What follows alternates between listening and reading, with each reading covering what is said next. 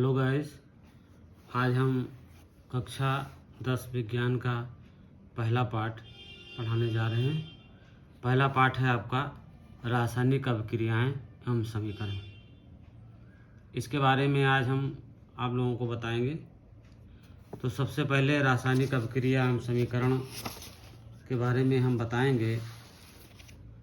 तो सबसे पहले आइए हम जानते हैं कि यहाँ पर आप ध्यानपूर्वक देखिए कि जब कोई रासायनिक परिवर्तन होता है तो हम कह सकते हैं कि एक रासायनिक अभिक्रिया हुई। तो सबसे पहले आप जान लीजिए भौतिक परिवर्तन क्या होता है और रासायनिक परिवर्तन क्या होता है। ठीक है, भौतिक परिवर्तन वो परिवर्तन होता है, भौतिक परिवर्तन क्या होता है? भौतिक परिवर्तन वो परिवर्तन होता है जिसमें एक पदार्थ से दूसरा पदार्थ बनता है। जैसे पानी से बर्फ़ बन गया और बर्फ़ के बाद पुनः पानी हमको प्राप्त हो जाता है, तो वो कहलाता है भौतिक परिवर्तन।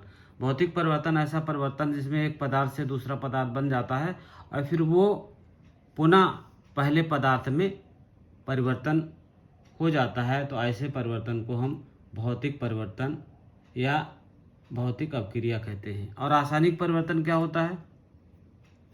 रासायनिक परिवर्तन में ऐसा होता है कि जैसे दूध से दही बनना, दूध से दही बन गई आपकी, लेकिन पुनः दही से दूध प्राप्त नहीं किया जा सकता है। तो ऐसे परिवर्तन को हम रासायनिक परिवर्तन कहते हैं। तो क्लियर हो गया भौतिक परिवर्तन क्या है और रासायनिक परिवर्तन क्या है। तो इसके बाद हम आते हैं, ये देखते हैं कि जब कोई रासायनिक परिवर्तन होता है तो हम कह सकते हैं कि एक रासायनिक अभिक्रिया हुई है।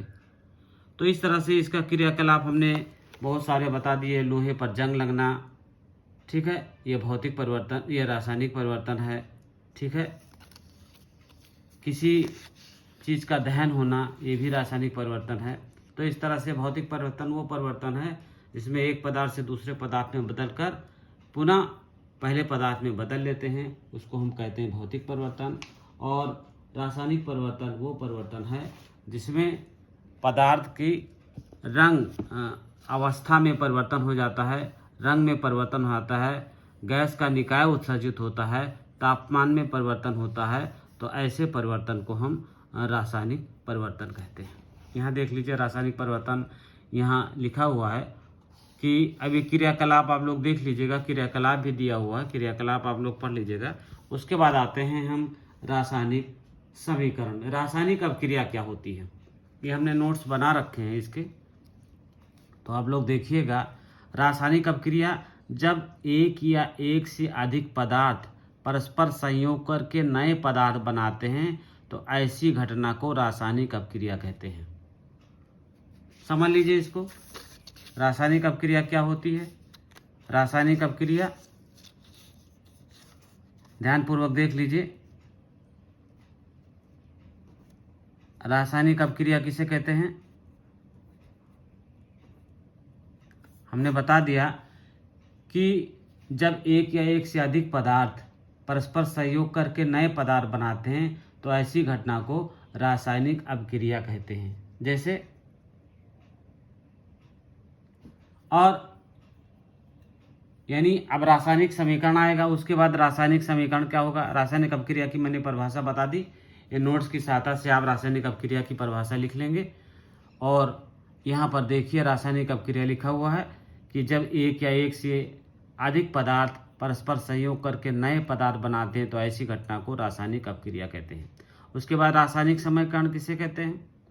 किसी रासायनिक अभिक्रिया में भाग लेने वाले अभिकारकों तथा अभिक्रिया के परिणाम स्वरूप प्राप्त होने वाले उत्पादकों को प्रतीकों एवं सूत्रों द्वारा निरूपित करने को रासायनिक समीकरण कहते हैं। तो ये आप लिख लीजिए, रासायनिक समीकरण किसे कहते हैं? रासायनिक समीकरण, हमने रासायनिक समीकरण की परिभाषा बता दी, आप लोग नोट कर लीजिए कि किसी रासायनिक अभिक्रिया में भाग लेने वाले अभिकारकों तथा अभिक्रिया के परिणाम स्वरूप प्राप्त होने वाले उत्पादों को प्रतीकों एवं सूत्रों द्वारा निरूपित करने को रासायनिक समीकरण कहते हैं। जैसे मैग्नीशियम है आपका, ये क्रिया कर लेता है ऑक्सीजन के साथ तो बना लेता है मैग्नीशियम ऑक्साइड। ये अभिकारक हैं और ये उत्पाद हैं। ये क्या है? अभिकारक हैं ये, और ये क्या है? उत्पाद है। ठीक है, तो रासायनिक समीकरण आपको क्लियर हो गया। किसी रासायनिक क्रिया में भाग लेने वाले अभिकारकों तथा क्रिया के परिणाम स्वरूप प्राप्त होने वाले उत्पादकों को प्रतीकों एवं सूत्रों द्वारा निरूपित करने को रासायनिक समीकरण कहते हैं। जैसे मैग्नीशियम ऑक्साइड जब क्रिया करता है तो मैग्नीशियम ऑक्साइड बना लेता है। ठीक है, तो इस तरह से आपको पहले 9th में आप पढ़ चुके होंगे। आपको परमाणु क्रमांक यानी परमाणु का नाम याद होना चाहिए, परमाणु क्रमांक याद होना चाहिए। जैसे हाइड्रोजन हो गया, हीलियम हो गया, लिथियम हो गया, ठीक है, बेरिलियम हो गया, बोरान हो गया। इसका परमाणु क्रमांक 1 है, 2 है, 3 है, 4 है, 5 है। जब आप पीरियोडिक टेबल खोलेंगे तो उस पीरियोडिक टेबल में ये सारी की सारी चीज़ें दी हुई हैं। यहाँ पर आप देख लीजिए, पीरियोडिक टेबल अगर आप खोलते हैं यहाँ पर इस तरह से, तो यहाँ पर ये पीरियोडिक टेबल में देख लीजिएगा, हाइड्रोजन लिखा हुआ है, यहाँ पर हीलियम लिखा हुआ है, lithium, beryllium, boron, carbon, nitrogen, oxygen, phosphorus, neon. तो इस तरह से आप सबका परमाणु क्रमांक याद कर लेंगे, तत्वों का नाम याद कर लेंगे, और इस तरह से जब परमाणु क्रमांक और तत्वों का नाम याद कर लेंगे तो आपको रासायनिक अभिक्रिया यानी रासायनिक समीकरण लिखने में बहुत आसानी हो जाएगी। अब रासायनिक समीकरण को कैसे लिखते हैं? रासायनिक समीकरण का लिखना, रासायनिक समीकरण लिखना, रासायनिक समीकरण कैसे लिखते हैं? रासायनिक समीकरण लिखना, ये हम कैसे लिखते हैं रासायनिक समीकरण को, इसके बारे में हम देख लेते हैं। किसी भी रासायनिक समीकरण को लिखने के लिए क्या क्या कंडीशन होना चाहिए। तो सबसे पहले देख लीजिए कि रासायनिक समीकरण लिखते समय निम्नलिखित बातों का ध्यान देना चाहिए। क्या ध्यान देना चाहिए? अभिक्रिया के अभिकारकों एवं उत्पादों के नाम तथा रासायनिक सूत्र ज्ञात होने चाहिए। जो अभिक्रिया के उत्पादक के नाम, अभिकारक, जैसे अभिक्रिया का ये अभिकारक ये है, ये दोनों अभिकारक हैं और ये उत्पाद हैं, तो इन दोनों का नाम याद होना चाहिए। कोई भी लिखें, अभिक्रिया लिखेंगे तो अभिक्रिया में उन दोनों का नाम याद होना बहुत जरूरी होता है। तो अभिकारक के उत्पादों, अभिक्रिया के अभिकारकों एवं उत्पादों के नाम तथा रासायनिक सूत्र ज्ञात होने चाहिए आपको। और समीकरण में पदार्थ सदैव अणु के रूप में लिखे जाते हैं। जैसे पदार्थ हमेशा अणु के रूप में लिखे जाते हैं, पदार्थ जो होते हैं हमेशा अणु के रूप में लिखे जाते हैं। जैसे ऑक्सीजन को लिखेंगे तो O2 लिखेंगे, नाइट्रोजन को लिखेंगे तो N2 लिखेंगे, हाइड्रोजन को लिखेंगे तो H2 लिखेंगे। वो परमाणु के रूप में नहीं लिखते हैं। समीकरण में पदार्थ सदैव अणु के रूप में लिखे जाते हैं। और रासायनिक अभिक्रिया में भाग लेने वाले अभिकारकों को बाएं तरफ तथा विभिन्न अभिकारकों के बीच प्लस का चिन्ह लगा देते हैं। अभिकारकों को बाएं तरफ लिखते हैं। जैसे अभिकारक हमने लिख दिया, ये देखिए अभिकारकों को हम बाएं तरफ लिखते हैं। ये अभिकारक एक Mg है और एक O2 है, तो दोनों अभिकारकों के बीच में प्लस का चिन्ह लगा देते हैं सॉरी, और उत्पादकों को दाहिने तरफ लिखते हैं। ठीक है, तो रासायनिक अभिक्रिया के पश्चात प्राप्त उत्पादकों को प्रतीकों द्वारा सूत्र द्वारा लिखते हैं तथा दो उत्पादों के बीच प्लस का चिन्ह लगा देते हैं। इसके अभिकारकों तथा उत्पादों के बीच तीर का चिन्ह लगा देते हैं। ये समीकरण रासायनिक समीकरण कहलाता है। अब की रासायनिक समीकरण को कैसे लिखते हैं आप लोग समझ लीजिए एक बार फिर से कि रासायनिक लिखते निम्नलिखित बातों का ध्यान, अभिकारकों तथा उत्पादकों को नाम लिख देते हैं और हमेशा अणु के रूप में लिखते हैं। जैसे O2, N2, H2, इस तरह से O2, N2, H2, C2 इस तरह से अणु के रूप में लिखते हैं, इतना ध्यान दीजिएगा। और पदार्थों भाग लेने वाले अपकारकों के बीच यहाँ पर हम प्लस का चिन्ह लगा देते हैं और जो बनता है उसके बीच में तीर का चिन्ह लगा देते हैं। तो इस तरह से रासायनिक समीकरण आपका लिख लेते हैं, प्राप्त हो जाता है। तो अगर आपको स्क्रीनशॉट लेना है तो इसका स्क्रीनशॉट ले लीजिए आप। थोड़ा थोड़ा करके इसमें पूरा हमने लिख दिया है। तो स्क्रीनशॉट अगर लेना हो तो आप स्क्रीनशॉट ले सकते हैं। इस तरह से पहले इतना का स्क्रीनशॉट ले लीजिए, आराम से इतना का स्क्रीनशॉट ले लीजिए, यहाँ से लिखा हुआ है, उसके बाद इतने का स्क्रीनशॉट ले लीजिए और आपका जो है इस तरह से काम चल जाएगा। और स्क्रीनशॉट लेकर हमने वैसे पढ़ के बता दिया है, तो उस तरह से भी ले सकते हैं और स्क्रीनशॉट भी ले सकते हैं, तो दोनों काम आप कर सकते हैं। अब रासायनिक समीकरण लिखना हो गया, उसके बाद संतुलित रासायनिक समीकरण क्या होता है। संतुलित रासायनिक समीकरण वो रासायनिक समीकरण जिसके दोनों पक्षों में प्रत्येक तत्व के परमाणुओं की संख्या समान होती है, संतुलित रासायनिक समीकरण कहलाते हैं। संतुलित रासायनिक समीकरण, संतुलित रासायनिक समीकरण। अब संतुलित रासायनिक समीकरण क्या होता है, ध्यान दीजिए। तो संतुलित रासायनिक समीकरण होता है कि वो रासायनिक समीकरण जिसके दोनों पक्षों में प्रत्येक तत्व के परमाणुओं की संख्या समान होती है, संतुलित रासायनिक समीकरण कहलाते हैं। जैसे हमने लिख दिया ये Mg प्लस O2 बराबर MgO, ये संतुलित नहीं है, एक कंकाली रासायनिक समीकरण है, ढांचागत रासायनिक समीकरण है। तो इसको हम संतुलित करते हैं। वो रासायनिक समीकरण जिसके दोनों पक्षों में प्रत्येक तत्व के परमाणुओं की संख्या समान होती है, संतुलित रासायनिक समीकरण कहलाते हैं। तो ये संतुलित नहीं, जैसे Mg यहाँ 1 है, Mg यहाँ 1 है, O2 यहाँ 2, यहाँ O2 1 है, तो यहाँ 2 लगा दिए, 2 Mg हो गया। अब यहाँ जब 2 Mg हो गया तो यहाँ भी 2 लगा देते हैं, तो इस तरह से संतुलित रासायनिक समीकरण हमको प्राप्त हो जाता है। अब संतुलित रासायनिक समीकरण का महत्व क्या है, या रासायनिक समीकरण को संतुलित करना। रासायनिक समीकरणों को हम कैसे संतुलित करेंगे, रासायनिक समीकरण को हम कैसे संतुलित करेंगे, रासायनिक समीकरण को संतुलित करना, संतुलित करना। ये जो हम लिख के बता रहे हैं, रफली बता रहे हैं, और जो नोट्स में लिखा है उसको आप नोट्स कर लेंगे, ठीक है। हमारे बातों को ध्यान से सुनिए और नोट्स बना लीजिएगा।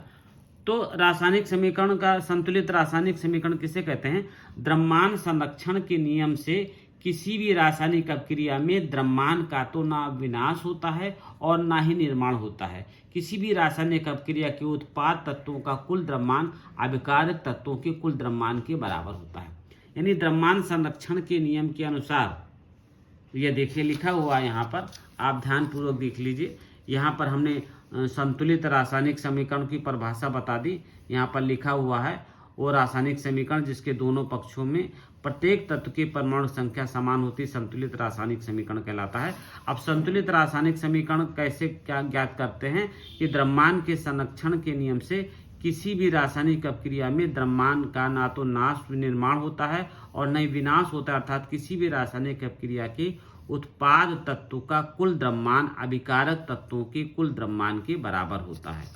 यानी जो अभिकारक लिखे हैं, उत्पाद लिखे हैं, जैसे Zn plus H2SO4 equal to ZnSO4 plus H2, यानी ये अभिकारक हो गया, ये उत्पाद हो गया। तो दोनों के कुल द्रव्यमान हमेशा बराबर होने चाहिए। तो अब इसके लिए देखिए Zn 1 है, Zn 1 है, H2SO4 2 है, H2SO4, S 1 है, O4 है, S 1 है, O4 है, हाइड्रोजन 2 है, हाइड्रोजन 2, ये संतुलित है, ये संतुलित है। दूसरा देख लीजिए, दूसरा है Fe plus H2O equal to Fe3O4 plus H2। अब Fe देखिए, आयरन देखिए, आयरन यहाँ 1 है, यहाँ आयरन 3 है, यहाँ हाइड्रोजन 2 है, यहाँ हाइड्रोजन 2 है, यहाँ ऑक्सीजन 1 है, यहाँ ऑक्सीजन 4 है। तो सबसे पहले इसको संतुलित करेंगे, सबसे अधिक परमाणु वाले यौगिक को सबसे पहले संतुलित करेंगे। नंबर 1 में पहले रासायनिक समीकरण को हमने लिख लिया इस तरह से, नंबर 1 पॉइंट हो गया। नंबर दूसरा पॉइंट हो गया कि सबसे अधिक परमाणु वाले यौगिक को सबसे पहले संतुलित करेंगे, सबसे अधिक परमाणु वाले यौगिक को सबसे पहले संतुलित करेंगे। तो सबसे अधिक परमाणु वाला यौगिक क्या है, H2 है, H2 है। तो यहाँ लिख दिया Fe प्लस यहाँ अब H2 कितना है, यहाँ पर H2 2 है, ठीक है, और यहाँ पर H2, अब यहाँ देखिए, यहाँ 4 से अगर गुणा कर दें, 4H2O equal to Fe3O4 plus 4H2। अब यहाँ देखिए 8H2 हो गया, यहाँ 8H2 हो गया, Fe1 हो गया, Fe1 हो गया, ऑक्सीजन 4 हो गया, ऑक्सीजन, अब यहाँ Fe3 है और यहाँ ऑक्सीजन 4 है तो ऑक्सीजन 4 हो गया। अब तीसरे में क्या करेंगे, Fe को संतुलित कर लेंगे, Fe यहाँ 3 कर देंगे plus 4H2 equal to Fe3O4 plus 4H2। ठीक है, तो इस तरह से हमारा ये समीकरण जो होता है वो संतुलित हो जाता है। इस तरह को हम संतुलित रासायनिक समीकरण कहते हैं। तो इस तरह से हमारा ये संतुलित रासायनिक समीकरण, इसे हिट एंड ट्रायल विधि भी कहते हैं। हिट एंड ट्रायल भी विधि भी कहते हैं इसको, संतुलित रासायनिक समीकरण को। तो यहाँ से आप स्क्रीनशॉट ले लीजिए, इसका स्क्रीनशॉट जो है आप यहाँ से स्क्रीनशॉट ले सकते हैं। इसका ये साफ साफ लिखा हुआ, स्क्रीनशॉट आप ले लीजिए इतने का सबसे पहले। ठीक है, स्क्रीनशॉट आप यहाँ से ले लीजिए और उसके बाद ये संतुलित रासायनिक समीकरण लिखा हुआ है, आप स्क्रीनशॉट लीजिए। उसके बाद इतने का स्क्रीनशॉट इसका ले लीजिए, उसके बाद इतने का स्क्रीनशॉट ले लीजिए, यहाँ पर दोनों मिलाकर आप लिख लेंगे। तो इस तरह से हमने बता दिया कि रासायनिक समीकरण को सबसे पहले लिख लेते हैं और उसके बाद सबसे पहले जो बड़े परमाणु वाले यौगिक हैं उनको पहले संतुलित करते हैं और उसके बाद छोटे परमाणु वाले यौगिक को बाद में संतुलित करते हैं। और इस तरह से हमारा ये रासायनिक समीकरण जो होता है वो संतुलित हो जाता है। ये संतुलित रासायनिक समीकरण कहलाता है। इसे हिट एंड ट्रायल विधि भी कहते हैं। इसी तरह से बहुत सारे एग्जाम्पल आपकी किताब में दिए हुए हैं। अब आइए, भौतिक अवस्थाओं के संकेत क्या होते हैं। भौतिक अवस्थाओं के संकेत हम किस तरह से देखेंगे कि भौतिक अवस्थाओं के संकेत किस तरह से होते हैं।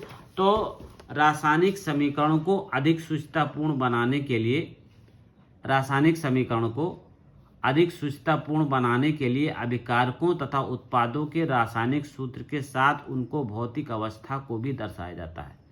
रासायनिक सूत्र के साथ उनकी भौतिक अवस्था को भी दर्शाया जाता है। अभिकारकों तथा उत्पादकों को गैस, द्रव, जलीय तथा ठोस अवस्था को क्रमशः, गैस को G से लिखते हैं, जलीय को L से लिखते हैं और ठोस अवस्थाओं को क्रमशः S से लिखते हैं।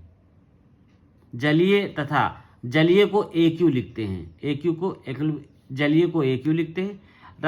अभिकारक या उत्पाद जल में घोल के रूप में उपस्थित होता है तथा हम AQ लिखते हैं। जब अभिकारक या उत्पाद जब जल में घोल के रूप में उपस्थित होता है तो हम उसे AQ लिखते हैं। जैसे देखिए Fe3 प्लस 4H2O ये सॉलिड के रूप में है, ठोस के रूप में है, गैस के रूप में है, ये सॉलिड के रूप में है, ये गैस के रूप में है। कभी कभी अभिकारकों की परिस्थितियों जैसे कि ताप, दाब, उत्प्रेरक आदि को भी तीर के निशान के ऊपर या नीचे दर्शाया जाता है। जैसे कार्बन मोनोऑक्साइड को 2H2O के साथ क्रिया करेंगे और ऊपर 340 डिग्री से ATM है, ATM CH3OH लिक्विड बन गया। और दूसरा देखिए 6CO2 AQ है और ये हो जाएगा 12H2O, ये सूर्य का प्रकाश है, क्लोरोफिल है, C6H12O6 AQ है, 6O2 प्लस 6H2O। ये देखिए आपका ये दिया हुआ है। तो इस तरह से इस समीकरण को हम लिख लेंगे। स्क्रीनशॉट लेना है तो स्क्रीनशॉट इसका भी ले लीजिए और स्क्रीनशॉट इसका लेना है तो स्क्रीनशॉट इसको भी ले लीजिए आप लोग और स्क्रीनशॉट ले लीजिए। चैनल को लाइक और सब्सक्राइब कीजिए और बेल आइकन को ज़रूर दबाइए। बेल आइकन को जैसे आप दबाएंगे वैसे ही हम जो वीडियो डालेंगे आपके पास तुरंत वो वीडियो पहुंच जाएगा। अब आइए रासायनिक अभिक्रियाओं के प्रकार। रासायनिक अभिक्रियाओं के प्रकार, रासायनिक अभिक्रियाओं के प्रकार। रासायनिक अभिक्रियाओं के प्रकार। रासायनिक अभिक्रियाएं कितने प्रकार की होती हैं ये हम देख लेते हैं। रासायनिक अभिक्रियाओं के प्रकार, ठीक है। पहला है आपका संयोजन अभिक्रिया। संयोजन अभिक्रिया, संयोजन अभिक्रिया ये देख लीजिए। रासायनिक अभिक्रियाओं के प्रकार में संयोजन अपक्रिया किसे कहते हैं? ऐसी अपक्रिया जिसमें दो या दो से अधिक अभिकारक मिलकर एकल उत्पाद का निर्माण करते हैं उसे संयोजन अपक्रिया कहते हैं। ऐसी अपक्रिया जिसमें दो या दो से अधिक अभिकारक मिलकर एकल उत्पाद का निर्माण करते हैं उसे संयोजन अपक्रिया कहते हैं। अब जैसे ये लिखा हुआ CO कैल्शियम ऑक्साइड है, CaO कैल्शियम ऑक्साइड जो है ये सॉलिड है आपका, और एक क्रिया करता है जल के साथ क्रिया करता है, तो ये बना लेता है कैल्शियम चूने का पानी, CaOH2 बना लेता है चूने का पानी, AQ प्लस उष्मा भी उत्पन्न होती है। ये कैल्शियम ऑक्साइड है, ये जल है, ये चूने का पानी है CaOH2, कैल्शियम हाइड्रोक्साइड है, और यहाँ उष्मा भी प्राप्त होती है। इसको हम कहते हैं संयोजन अपक्रिया। एक उदाहरण और देख लीजिए, C(O2) = CO2। ये गैस है, ये भी गैस है, और ये सॉलिड है। तो इस तरह से इसको हम देख लेते हैं। कार्बन ऑक्सीजन के साथ क्रिया करके कार्बन डाइऑक्साइड बनाता है, और इसके 2-3 उदाहरण और हमने दे दिए हैं।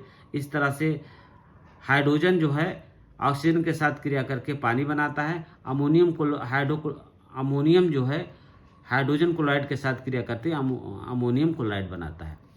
तो ये भी स्क्रीनशॉट लेना तो स्क्रीनशॉट ले लीजिए, हमने यहाँ पर डिटेल में लिख दिया है यहाँ तक। तो ये समझ में आ गया। संयोजन अपक्रिया में दोनों जुड़ के एक नया पदार्थ बना लेते हैं। दो पदार्थ जो है दो से अधिक अभिकारक जो है आपस में मिलकर एक नया उत्पाद बना लेते हैं। उसके बाद आता है ऊष्माक्षेपी अपक्रिया। ऊष्माक्षेपी अपक्रिया क्या होती है? ऊष्माक्षेपी अपक्रिया में क्या होती है? ऊष्माक्षेपी अपक्रिया इसमें क्या होता है? ऊष्माक्षेपी में जिन संयोजन अपक्रियाओं में उत्पाद के निर्माण के साथ साथ ऊष्मा भी उत्पन्न होती है, जिस संयोजन अपक्रिया में उत्पाद के निर्माण के साथ साथ ऊष्मा भी उत्पन्न होती है उसे ऊष्माक्षेपी अपक्रिया कहते हैं। यानी जैसे कैल्शियम ऑक्साइड है, इसका उदाहरण याद कर लीजिए, वही वाला एक ही उदाहरण याद कर लीजिए। कैल्शियम ऑक्साइड जो है ये जब जल के साथ क्रिया करेगा, पानी के साथ क्रिया करेगा, तो कैल्शियम हाइड्रोक्साइड बनाएगा, चूने का पानी बनाएगा, और इसके साथ में ऊष्मा भी उत्पन्न होती है, इसलिए इसको ऊष्माक्षेपी अपक्रिया कहते हैं। ये ध्यान दीजिए, ये लिखा हुआ ऊष्माक्षेपी अपक्रिया।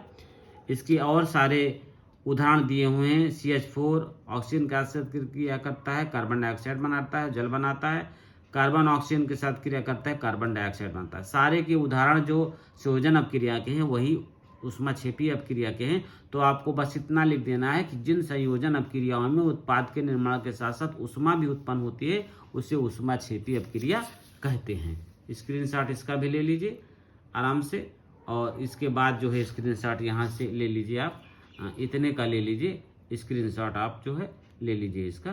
तो ये दोनों आपको क्लियर हो गया ऊष्माक्षेपी। और अब वियोजन अपक्रिया आ जाइए। वियोजन अपक्रिया में क्या होता है? वियोजन अपक्रिया में होता है कि इस अपक्रिया में एकल अभिकारक टूटकर छोटे छोटे उत्पाद उत्पन्न करते हैं। इस अपक्रिया में क्या होता है? एकल अभिकारक टूटकर छोटे छोटे उत्पाद प्रदान करते हैं, वियोजन अपक्रिया कहलाती है। जैसे आप ध्यान दीजिए, यह है फेरस ऑक्साइड FeSO4, ठीक है।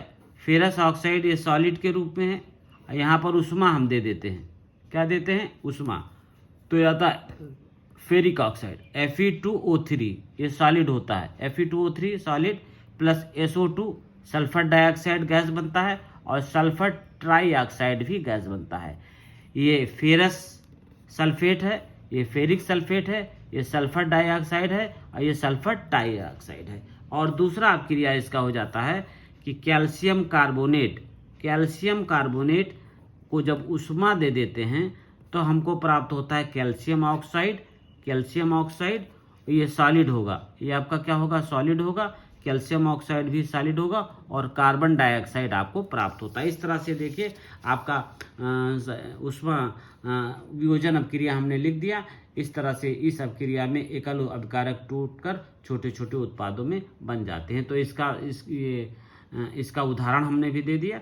कैल्शियम कार्बोनेट इसके साथ क्रिया कर लेता है तो calcium oxide plus carbon dioxide बनता है, यानी एक उत्पाद एक अभिकारक टूटकर दो उत्पादों में टूट जाते हैं। अब आइए इसका स्क्रीनशॉट ले लीजिए आप लोग। उसके बाद ऊष्माक्षेपी अपक्रिया क्या होती है? जिन अपक्रियाओं में ऊष्मा अवशोषित होती है उसे ऊष्माक्षेपी अपक्रिया कहते हैं।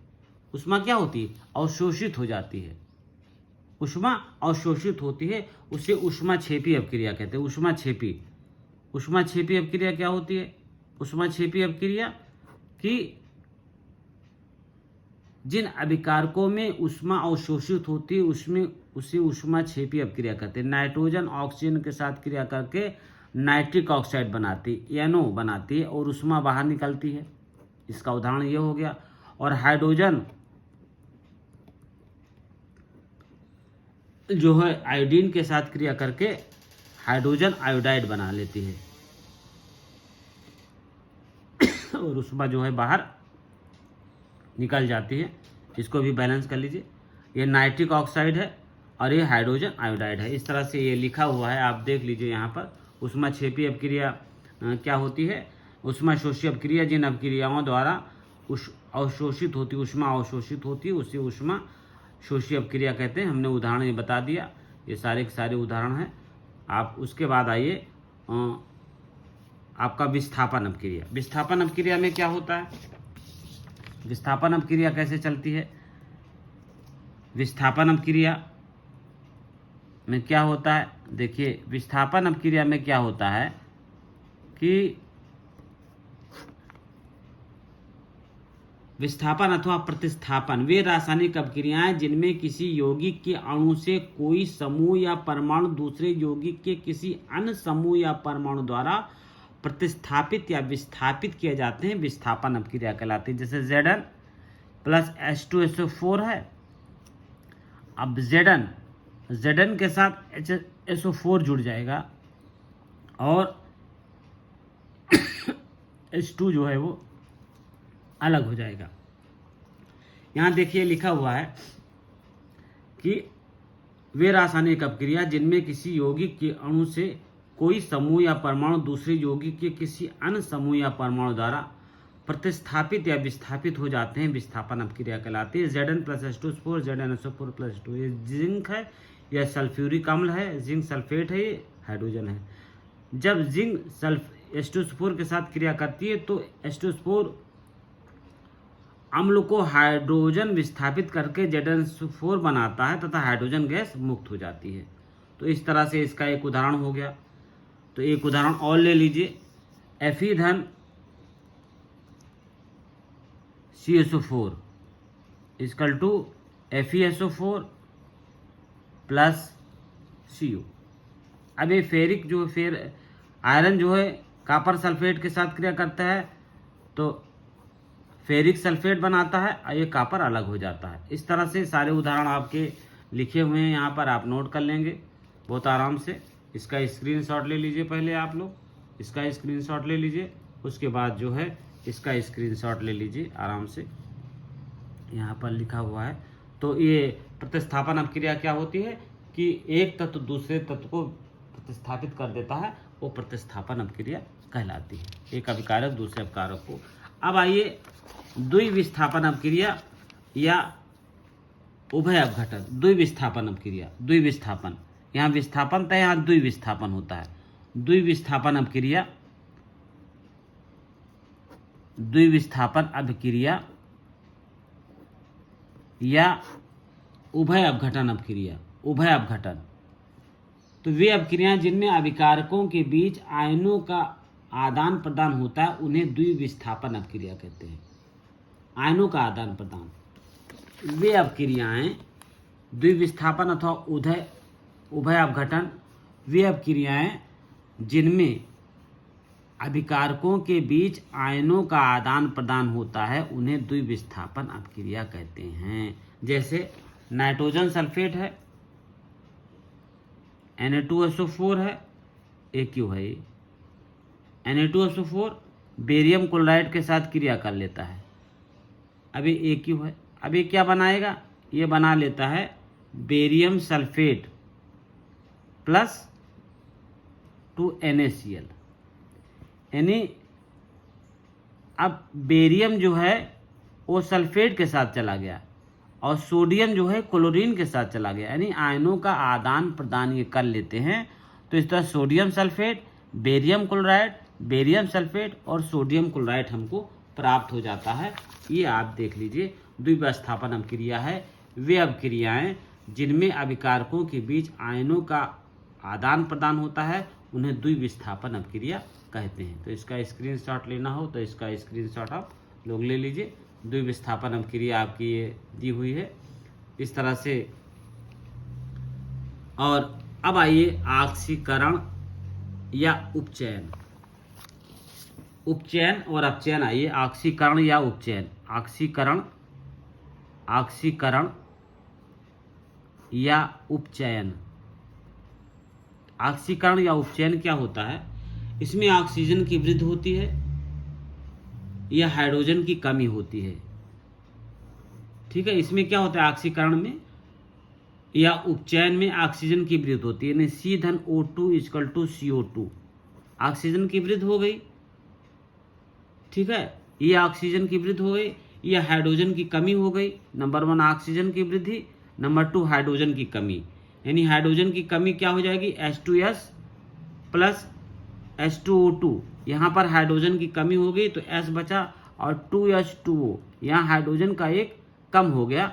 तो ऑक्सीकरण या उपचयन में हाइड्रोजन की वृद्धि होती है या ऑक्सीजन की कमी होती है। या तीसरा ये होता है इलेक्ट्रॉनों का त्याग होता है, Na ये त्याग कर देता है, Na++ E में बन जाता है, इलेक्ट्रॉनों का त्याग होता है। इस घटना को ऑक्सीकरण या उपचयन कहते हैं। ये देखो लिखा हुआ है, आप नोट कर लीजिएगा कि ऑक्सीकरण या उपचयन किसे कहते हैं। ठीक है, आराम से इसको नोट करिए आप लोग। ऑक्सीकरण और उपचयन ये दोनों दिया हुआ है। ऑक्सीकरण किसे कहते हैं, ऑक्सीजन में वृद्धि होती है, ठीक है, या हाइड्रोजन में कमी होती है, इसको हम ऑक्सीकरण कहते हैं। इलेक्ट्रॉन का त्याग देते हैं उसको हम भी ऑक्सीकरण कहते हैं। तो इसका स्क्रीनशॉट ले लीजिए यहाँ से और इसका स्क्रीनशॉट ले लीजिए यहाँ से, आपका यहाँ से इसका स्क्रीनशॉट ले लीजिए। अब आता है अपचयन क्या होता है। अब ऑक्सीकरण आपके समझ में आ गया। अब अपचयन देखिए, अपचयन में इसका उल्टा होता है। अपचयन में क्या होता है, इसका उल्टा होता है। अपचयन में क्या होता है, ऑक्सीजन की कमी होती है, जैसे CuO + H2 = Cu + H2O, यानी कॉपर ऑक्साइड हाइड्रोजन के साथ क्रिया करेगा, कॉपर बनाएगा और जल बनाएगा। तो इसमें ऑक्सीजन की कमी हो गई, ऑक्सीजन की कमी हो गई, या हाइड्रोजन की वृद्धि हो गई। हाइड्रोजन की वृद्धि कैसे हो जाएगी, Cl2H2 2HCl, इसमें हाइड्रोजन की वृद्धि हो गई। इसमें ऑक्सीजन की कमी हो गई, इसमें हाइड्रोजन की वृद्धि हो गई। इस समीकरण में देखिए हाइड्रोजन ये बढ़ जा रहा है, यहाँ पर इसमें ऑक्सीजन कम हो जा रहा है। तो इस तरह से ये अभिक्रिया जो हो जाती है। और परमाणु अणुओं या आयनों द्वारा इलेक्ट्रॉन ग्रहण करते हैं। परमाणु अणुओं या इलेक्ट्रॉनों द्वारा इलेक्ट्रॉन ग्रहण करते हैं। Fe+3 हो जाएगा और इसने एक इलेक्ट्रॉन ग्रहण कर लिया तो Fe+2 बच जाएगा। इस घटना को हम अपचयन कहते हैं। अब रेडॉक्स अपक्रिया क्या होती है। रेडॉक्स अपक्रिया ऐसी अपक्रिया वे अपक्रियाएं जिनमें ऑक्सीकरण व अपचयन अभिक्रियाएं साथ साथ होती है, रेडॉक्स अपक्रिया कहलाती है। जैसे देखिए कॉपर ऑक्साइड हाइड्रोजन के साथ क्रिया करेगा तो कॉपर बनाएगा प्लस H2 बनाएगा, तो इसका ऑक्सीकरण हो रहा है, इसका ऑक्सीडेशन हो रहा है, यानी उपचयन हो रहा है। इसका उपचयन हो रहा है और इसका अपचयन हो रहा है। इसका अपचयन हो रहा है क्योंकि इसने ऑक्सीजन ग्रहण कर लिया और इसने ऑक्सीजन त्याग कर दिया। तो ये ऑक्सीडेशन हो रहा है नहीं, इसका हो रहा है उपचयन और इसका हो रहा है अपचयन।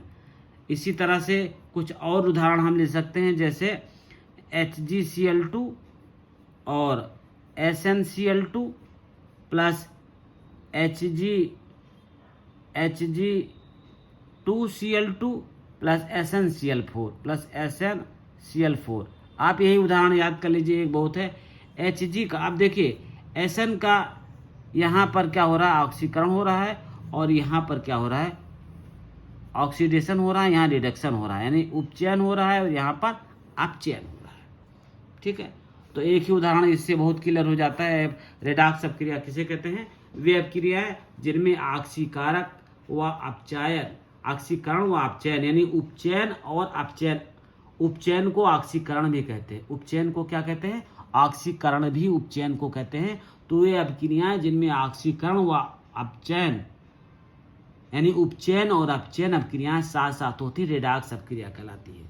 और किसी अपक्रिया में जिन पदार्थ का अपचयन होता है उसे ऑक्सीकारक, और जिस पदार्थ का उपचयन होता है उसे अपचायक कहते हैं।